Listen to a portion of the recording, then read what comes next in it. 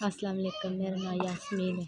तो मेरे बच्चे छोटे छोटे मजदूरी असी करने बैठे ते असी माड़े बंदे मालक नहीं अगों पैसे देंदे। छोटा मेरा बच्चा बमार है, ओदियां अक्खां च आंसू आंदे ने। ऐन जी मेरा बच्चा दियां अक्खां च पानी आंदा, डॉक्टर दवाई दित्ती आराम नहीं आ रहा।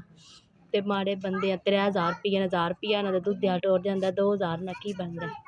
दो मेरे बच्चे ने, असी दो कमाने, असी बड़ा औखा वक्त गुजार रहे हैं। असी माड़े बंदे हाँ, अगों मालक नहीं पैसे देंदे। दवाई जोगे भी हुण हफ्ता डेढ़ हो गया, मैं आप बीमार हाँ। मेरे बच्चों को ना दवाई दित्ती ना सानू मालका पैसे दित्ते ने। दो असी जी हाँ, दो मेरे बच्चे ने, असी बड़ा औखा वक्त गुजार रहे हैं।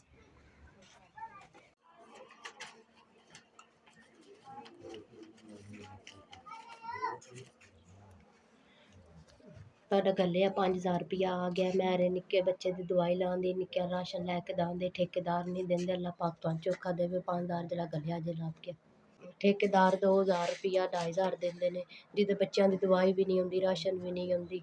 तुहाडा गलिया 5000 रुपया आ गया, निक्के बच्चे की दवाई भी लाने दी, चलो इन्ना राशन लैना। अल्लाह पाक तुहानू चोखा देवे, अल्लाह पाक तुहानू तंदरुस्ती देवे, अल्लाह ताला तुहानू चोखा देवे।